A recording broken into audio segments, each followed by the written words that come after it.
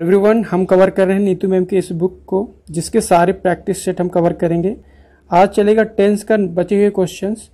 इसके पहले हमने सब्जेक्ट वर्ब एग्रीमेंट के सारे क्वेश्चंस कवर कर लिए हैं। ये बुक केडी कैंपस या फ्रॉम प्लेन टू पैरामाउंट के नाम से पब्लिश्ड है, तो आप किन्हीं भी बुक को रिफ़र कर सकते हैं। उनके जो भी प्रैक्टिस सेट्स होते हैं हर टॉपिक के एंड में, उन सारे क्वेश्चंस को हम यहाँ पे कवर करेंगे। तो चलिए वीडियो को स्टार्ट करते हैं। देखिए 30 तक हो गया था, आगे क्वेश्चन पढ़ रहे हैं। आज का पहला क्वेश्चन है 31। Nobody saw him since the fire broke in his locality. Nobody saw him। देखिए since the fire broke in his locality, हमने एक पढ़ा था since का यूज। since जब एक कंजक्शन की तरह काम करता है तो, और इसका मीनिंग क्या हो यहाँ पे, जब से। क्या हो, जब से। तो जब ये मीनिंग होता है और ये कंजक्शन की तरह काम करता है, तो आप कैसे चेक करिए कि अगर इसके बाद वाला जो फ्रेज है या इसके बाद वाला जो भी क्लॉज लिखा है वो किस में है। अगर ये पास्ट इंडेफिनिट में यानी V2 के फॉर्म में है, तो जो दूसरा क्लॉज बचेगा वो हमेशा प्रेजेंट परफेक्ट टेंस में होगा। तो देखिए ये किस में लिखा है, फायर ब्रोक, यानी ये पास्ट इंडेफिनिट में लिखा है। तो ये जो दूसरा क्लॉज बच गया है ये पास्ट प्रेजेंट परफेक्ट में होना चाहिए, यानी नोबडी हैज सीन हिम। ये हमारा करेक्ट आंसर होगा। तो ये एक कॉन्सेप्ट है, याद रखिए। सिंस का यूज करेंगे, उसके बाद वाले में V2 यानी पास्ट इंडेफिनिट, और जो दूसरा क्लॉज बचेगा वो किसमें, प्रेजेंट परफेक्ट में। बढ़ते हैं अगले सवाल पे। क्या है, by this time next year, इस टाइम तक अगले साल का मतलब फ्यूचर की बात कर रहा है। Ramesh will take his degree.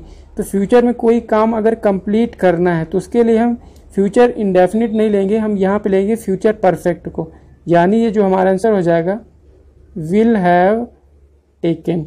ठीक है, तो कोई काम फ्यूचर में करना है निश्चित है, उस टाइम के लिए हम किसको लेंगे, फ्यूचर परफेक्ट टेंस को। ठीक है, अगला क्वेश्चन देखिए 33।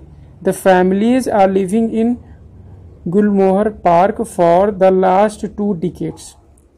ये लिखा है फॉर किसके लिए होता है, एक टाइम को दिखाने के लिए, एक ड्यूरेशन के लिए। तो यहाँ पे ये टाइम गिवन है, तो यहाँ पे चेक कर लीजिए कि ये परफेक्ट टेंस में है कि नहीं। ये किस में दिया है, कॉन्टिन्यूअस टेंस में। तो इसको कट करके हम परफेक्ट टेंस यानी प्रेजेंट परफेक्ट टेंस में लिखेंगे। तो फैमिलीज कैसा प्लूरल, तो होगा have been living in Gulmohar Park. ठीक है, ये हमारा करेक्ट आंसर होगा।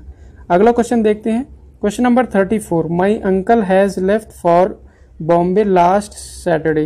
देखिए लास्ट सैटरडे की बात हो रही है, मतलब आज से पहले की बात हो रही है, यानी पास्ट में कोई भी एक्शन कंप्लीट हो चुका है।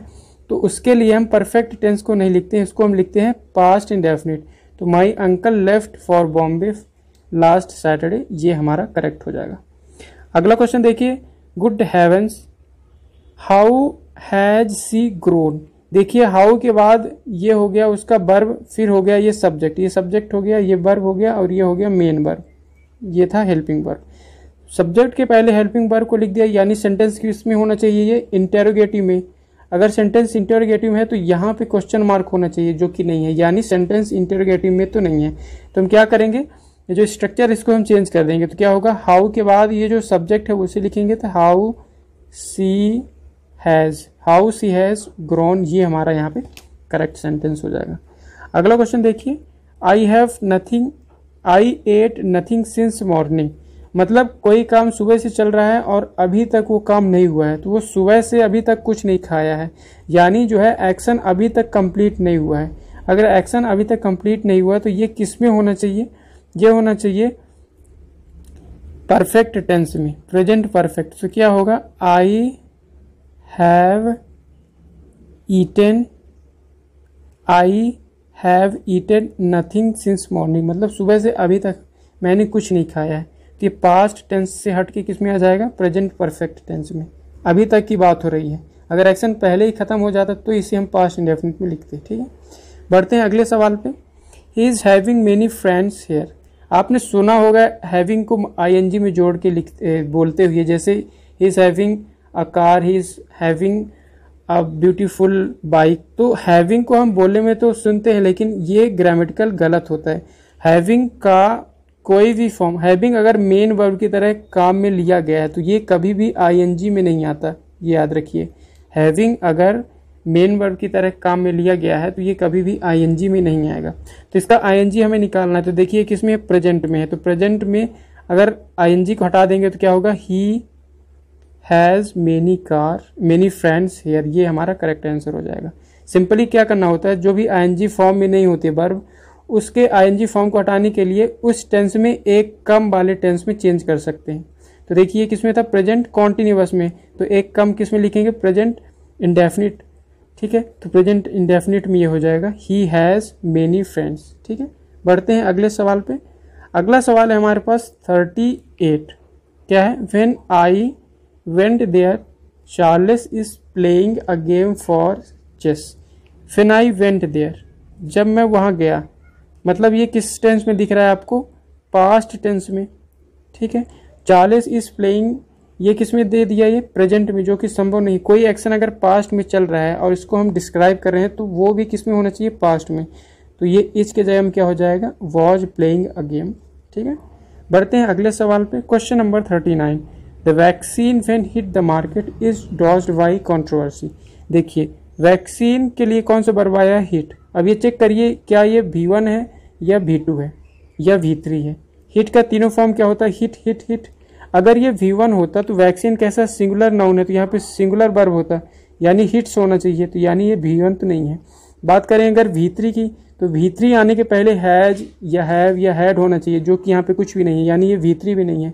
मतलब ये है कि ये जो हिट है वो किस में लिखा है, V2, यानी जो एक्शन है किस में है, पास्ट में। किस में है, पास्ट में। तो अगर ये एक्शन पास्ट में है तो ये जो बाद में बताया गया है when hit the market is dodged by controversy, तो देखिए इज किस में दे दिया है, प्रेजेंट में दे दिया है। एक्शन किस में बताया गया, पास्ट में। तो कोई भी उससे जुड़ा हुआ डिस्क्रिप्शन पास्ट में ही होगा, यानी इज के जगह में हम क्या लिखेंगे, वॉज।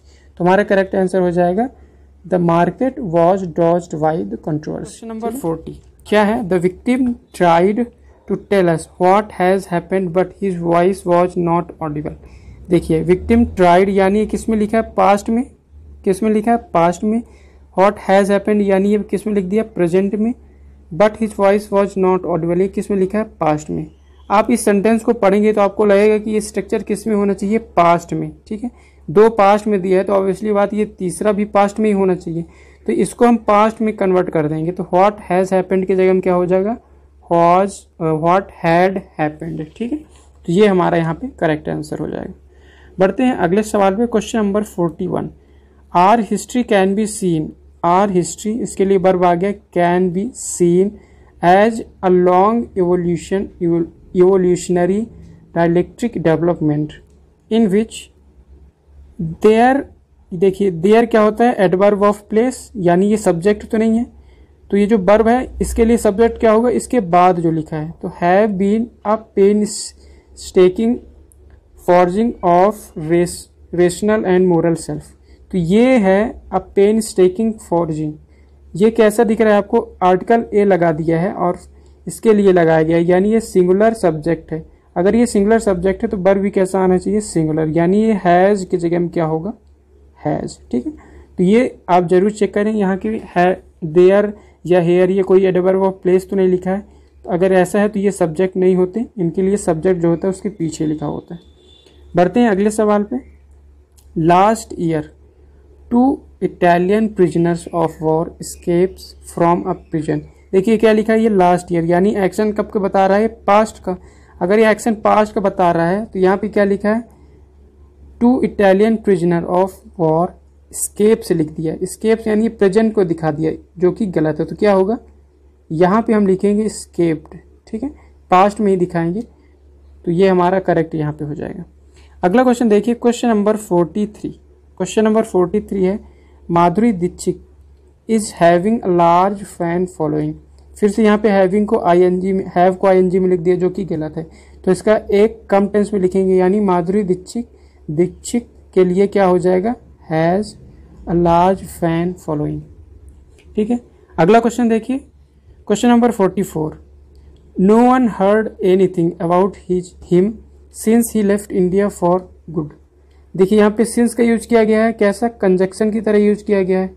अगर ये कंजक्शन की तरह यूज किया गया और इसके बाद में क्या लिखा है, ही लेफ्ट इंडिया, यानी ये V2 में है, तो अगला किस में होना चाहिए, प्रेजेंट परफेक्ट में, यानी नो वन हर्ड की जगह में क्या होगा, no one has heard anything about him, ये यहाँ पे करेक्ट हो जाएगा।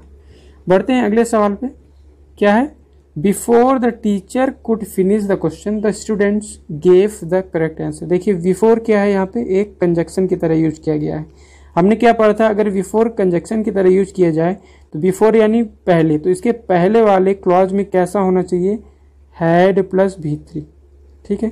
तो यहाँ पे देखिए बिफोर के बाद वाला क्लॉज कहाँ से कहाँ तक खत्म हो रहा है, ये कुड फिनिश द क्वेश्चन यहाँ तक खत्म हो रहा है, मतलब ये वाला क्लॉज जो है इसके पहले लिखा था यहाँ पे, तो इसमें हैड प्लस V3 फॉलो होना चाहिए। तो द स्टूडेंट्स क्या होना चाहिए, हैड, गेव के जगह में क्या हो जाएगा, गिवन द करेक्ट आंसर, ठीक है। तो ये याद रखिए, बिफोर के पहले वाले में हैड प्लस V3। अगला question 46, he did not prepare her breakfast yet. Yet माने अभी तक, एक्शन अभी तक कंप्लीट नहीं हुआ है, तो अगर एक्शन अभी तक कंप्लीट नहीं हुआ है मतलब ये किस में होना चाहिए, प्रेजेंट परफेक्ट में। तो सी डिड नॉट प्रिपेयर यहाँ पे गलत हो जाएगा, क्या हो जाएगा, सी हैज़ नॉट प्रिपेयर्ड, ठीक है, ये यहाँ पे करेक्ट हो जाएगा, सी हैज़ नॉट प्रिपेयर्ड। बढ़ते हैं अगले सवाल पे, perhaps you do not know I am owing a farm house besides 2 bungalows. Perhaps you हो गया सब्जेक्ट, ये हो गया वर्ब, आई एम ओइंग, एक और वर्ड याद रखिए, ओ डब्ल्यू, ओन। जो ओन होता है ये कभी भी आईएनजी के फॉर्म में नहीं आता, जैसे हमने क्या पढ़ा था यहाँ पे, हैव, हैविंग नहीं होता, इसी तरह ओन होता है, उसमें भी आईएनजी कभी भी नहीं लगता। इस तरह कुछ और ग्रुप ऑफ वर्ड्स हैं जिसे आप वर्ब वाले चैप्टर में पढ़ेंगे।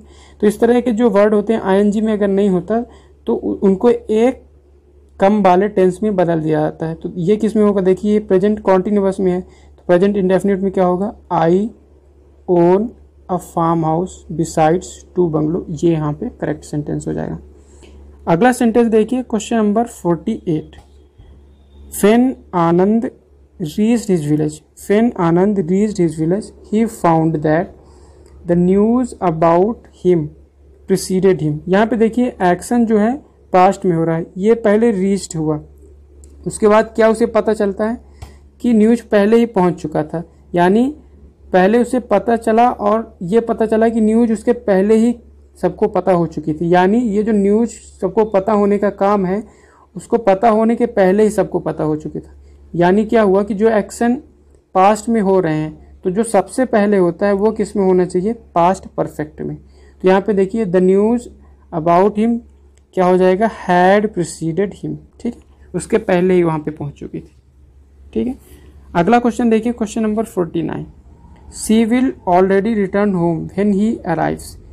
जब वो पहुँचेगा उसके पहले ही वो घर आ चुकी होगी, यानी ये किस में हो गया, प्रेजेंट में, और ये हो गया फ्यूचर में, जो कि स्ट्रक्चर सही होता है। लेकिन ये देखिए पहले ही पहुंच चुकी होगी, इस तरह के स्ट्रक्चर में जो फ्यूचर वाला होता है वो परफेक्ट टेंस में होता है, मतलब एक्शन फ्यूचर में क्या हो गया, कंप्लीट हो चुका है। तो अगर ये एक्शन कंप्लीट को दिखा रहा है तो यहाँ पे क्या होगा, will have already returned, third form होगा रिटर्न का, तो ये यहाँ पे फिर करेक्ट होगा, विल हैव यहाँ पे स्ट्रक्चर में जुड़ेगा, फ्यूचर परफेक्ट को डिफाइन करेगा, क्योंकि एक्शन जो है फ्यूचर में फिक्स है कि एक्शन तब तक हो चुका होगा, ठीक है। बढ़ते हैं अगले सवाल पे, each one of them, each one of them, one के लिए सिंगुलर वर्ब हैव, हैज। अब हैज के बाद क्या होना चाहिए, थर्ड फॉर्म, तो हैव का थर्ड फॉर्म क्या होगा, हैव, हैड, हैड, यानी हैड यहाँ पे करेक्ट होगा। Each one of them has had his share of Joy and sorrow. अगला क्वेश्चन देखिए, question number 51, this custom has come down since times immemorial. कल हमने पढ़ा था टाइम इमेमोरियल, ये जो टाइम इमेमोरियल होता है एक पॉइंट ऑफ टाइम को, मतलब बहुत पुरानी बात को डिफाइन करते हैं जिसके बारे में कुछ भी हमें पता नहीं होता।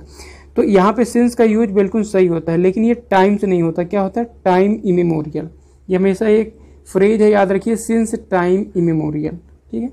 अगला क्वेश्चन देखिए, question number 52, since his arrival in India, उसके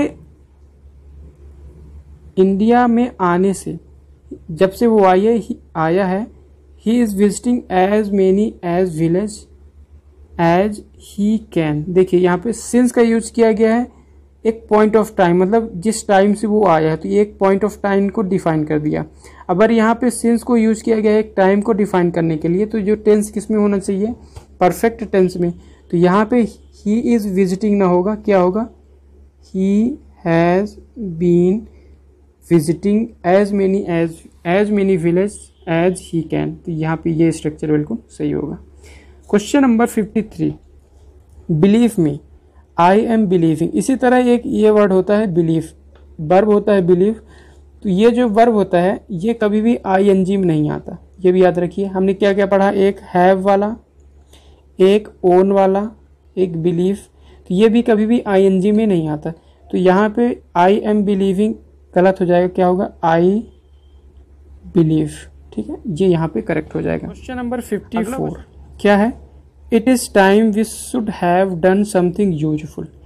ये एक क्लॉज याद रखिए, इट इज़ टाइम का, it is time, it is high time, it is many time, इस तरह के जो भी स्ट्रक्चर होते हैं उसके बाद वाले क्लॉज में हमेशा क्या होता है, पास्ट स्ट्रक्चर होता है, पास्ट वाले टेंस में लिखा होना चाहिए। ठीक है, ये एक स्ट्रक्चर है, आप याद रखिए। इट इज़ टाइम या इट इज़ हाई टाइम, इनके बाद वाले क्लॉज कैसे होते हैं, पास्ट में। तो ये जो शुड हैव डन है ये कैंसिल हो जाएगा, पास्ट में लिखेंगे तो वी, ये डी, इसका पास्ट में क्या होता है, वी के लिए डू का second form did, we did something useful, ये किस में हो जाएगा, पास्ट टेंस में। ठीक है, तो आप याद रखिए इनके बाद जो भी क्लॉज होगा वो किस में होगा, पास्ट टेंस में होगा। अगला क्वेश्चन देखिए, question number 53, mother said son you have finished your homework. और यहाँ पे क्या लिखा है, ये क्वेश्चन टैग, यानी जो स्ट्रक्चर है किस में होना चाहिए, इंटेरोगेटिव में। अगर ये इंटेरोगेटिव में तो क्या होना चाहिए, जो हेल्पिंग वर्ब है यहाँ पे आना चाहिए, यानी क्या होना चाहिए, have you finished your homework. ठीक है, तो इस तरह के छोटे छोटे जो वर्ड हैं इन्हें जरूर ध्यान दीजिए कि क्वेश्चन टैग कहीं पे लगा है या नहीं लगा है। इस तरह के स्ट्रक्चर आप ध्यान से पढ़िए। अगला क्वेश्चन देखिए, question number 56, I am going to buy a computer when the prices comes down. I am going to buy a computer when the prices comes down, ये किस में लिखा है, प्लूरल लिखा है, तो यहाँ पे क्या हो जाएगा, कम डाउन, या ऐसे लिख सकते हैं when the price comes down. ठीक है, तो यहाँ पे ये जो सब्जेक्ट के अनुसार ही वर्ब आता है, तो अगर ये प्लूरल है तो प्लूरल वर्ब होगा।